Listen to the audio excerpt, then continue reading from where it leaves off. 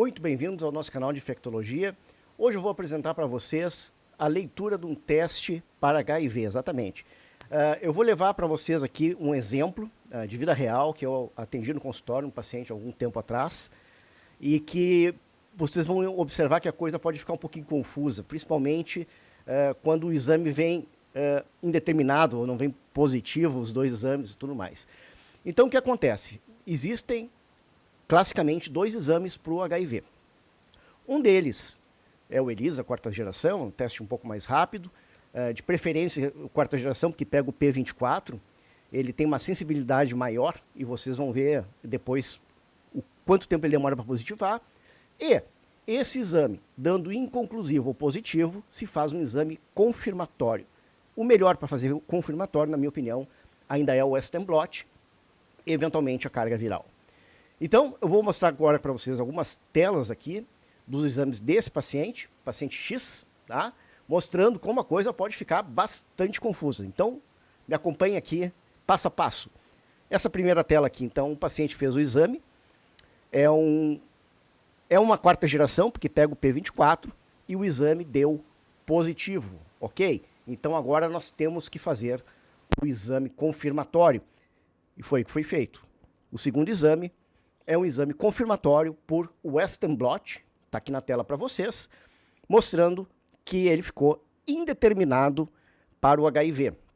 Indeterminado porque ele positivou poucas bandas. Ele positivou a GP160, que tem no HIV 1 e 2, e o P24, que só tem no HIV 1. Então, olha só, a coisa ficou um pouco mais confusa. Então, o teste deu positivo primeiro, indeterminado segundo. O que isso pode ser nesse momento? Infecção recente, tá? Porque a gente sabe que o teste que pega o P24, ele positiva bem antes do Western blot. Mas a carga viral para o HIV, ela positiva ainda antes do exame de rastreio, o de quarta geração, que pega o P24. Eu fiz a carga viral nesse paciente. E a carga viral, vocês podem observar aqui na tela, deu indetectável. Não foi possível detectar nesse paciente uma carga viral. Nesse momento, o que isso pode ser? Nesse momento, pode ser que o paciente esteja com uma infecção muito recente, tá certo? E que ele seja um controlador de elite, que ele tenha uma carga viral muito baixa, que nesse limite aqui, se não me engano, é 20 cópias, é bastante sensível o método, e que não tenha captado essa carga viral, porque ele é um controlador de elite, ele vai manter sob controle o seu vírus. Mas, depois eu vou mostrar o slide para vocês, mesmo um controlador de elite, ele positiva os testes sorológicos para o vírus HIV, porque ele não é imunossilencioso, tá certo? Ele só tem uma mutação lá, delta 32, delta 34, que é do CCR5, onde tem dificuldade de fazer com que o vírus entre na célula, então ele controla o vírus. Então, nesse momento, esse paciente que fez todos esses testes de rastreio, porque estava tratando os sífilis, tá certo? E depois eu vou mostrar que isso daí talvez seja a resposta dessa charada, dessa confusão que está se formando aqui. Então, o terceiro slide, então, é do Manual Técnico de Diagnóstico pela infecção para HIV. Você pode acompanhar aqui na tela. A amostra com resultado negativo indeterminado no Western blot, ou em outros testes semelhantes ao Western blot, como imunoblot rápido, terá seu resultado definido como amostra indeterminada para HIV. É obrigatória a liberação desse resultado e o laudo laboratorial deve incluir a seguinte ressalva: persistindo a suspeita de infecção pelo HIV, uma nova amostra vai ser coletada 30 dias após a data da coleta da amostra. A nova amostra vai ser colhida e submetida novamente ao fluxograma, preferencialmente no mesmo local que se realizou o teste da primeira amostra. Então, observem, nesse momento, o próprio Ministério da Saúde diz, olha, esse paciente ele não é positivo, ele não é negativo, ele é indeterminado para o HIV. Vamos repetir os exames daqui a algum tempo. E foi exatamente o que eu fiz. Vocês podem acompanhar aqui na tela. 2 meses após o exame, o paciente X repetiu os seus exames. Então ele fez aqui um teste rápido, quarta geração também, tá certo? Da Abbott, excelente kit, tá bom?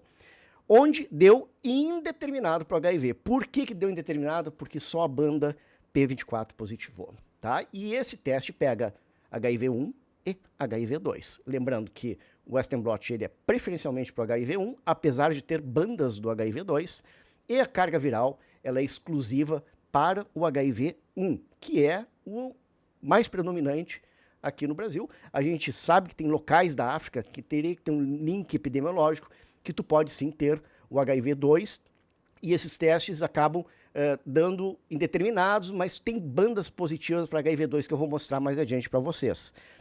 Esse paciente, no fluxograma desse laboratório, repetiu, tá?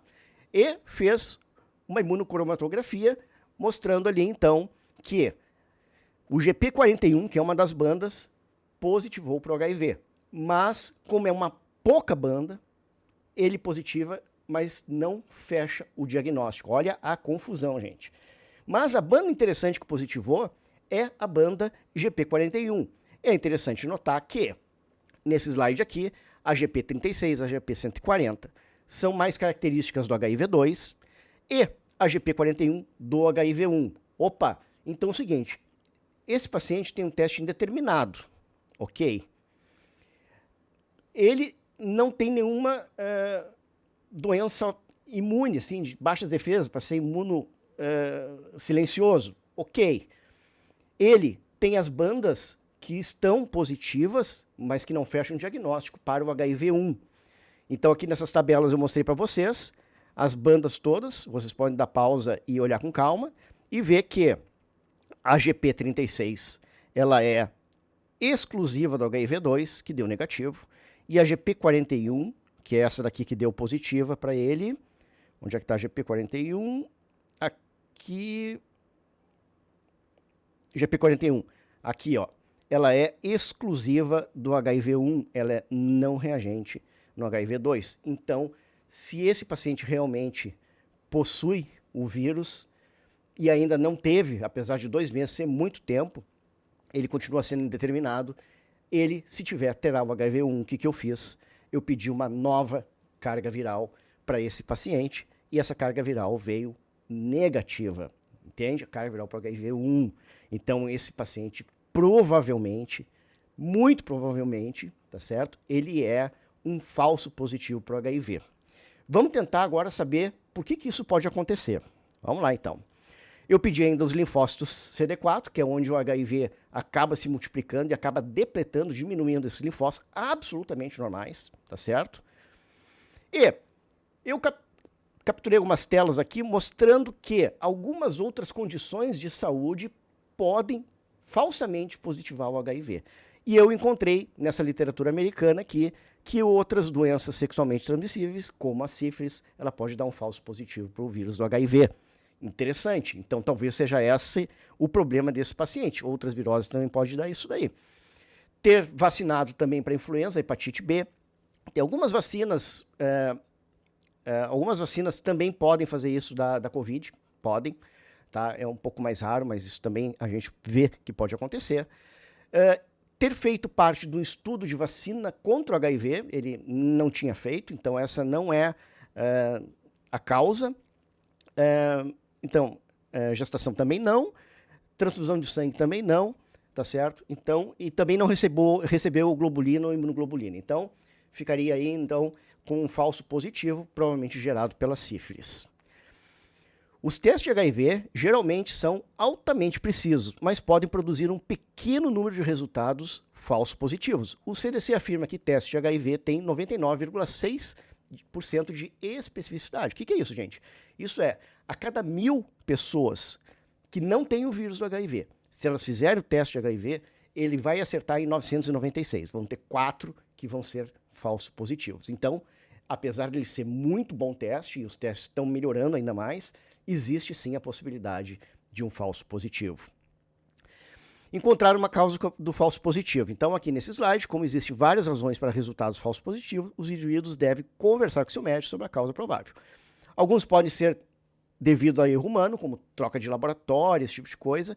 No entanto, um resultado falso positivo também pode resultar de outra condição, como uma outra DST ou distúrbio autoimune. Então, a literatura diz que sim, essas doenças podem positivar o vírus do HIV de forma errada, de forma errônea, tá certo? Tem uma coisa um pouquinho mais complicada, que é o valor preditivo pré-teste, tá? Mostrando qual é a chance desse paciente ter um falso positivo para o HIV. Isso depende da circulação do HIV na sociedade. Isso é um pouquinho mais complicado, mas, por exemplo, o seguinte, se tu tem um país onde tem 0 pacientes com HIV, se tu aplicar o teste, obviamente, a chance dele ser um falso positivo, ele é muito maior, tá certo? Então, aqui, nesses slides aqui, diz qual é a probabilidade do teste estar correto, né? Na Austrália é 16,6, mas em locais onde tem uma prevalência do vírus HIV muito maior, é de 98,8, mas não é 100%.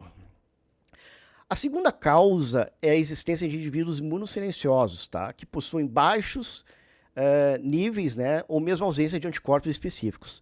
E dessa forma não são detectados nos testes sorológicos. Situando-se indivíduos com outras causas de imunodeficiência, a ocorrência desse caso é muito rara. Então, isso é muito raro de acontecer. Mas, se isso tivesse acontecido com esse paciente, por que ele não tem carga viral detectável? Porque a carga viral não tem nada a ver com a imunidade do paciente, e sim apenas os anticorpos e antígenos que são captados nos exames anti-HIV. A outra exceção são indivíduos que cursam infecção sem viremia ou com viremia muito baixa, denominados controladores de elite. Eu tenho um vídeo sobre isso, dá uma acessada lá que é bem interessante. Eu mostro ali os receptores CCR5, a depressão delta 32, essa coisa toda.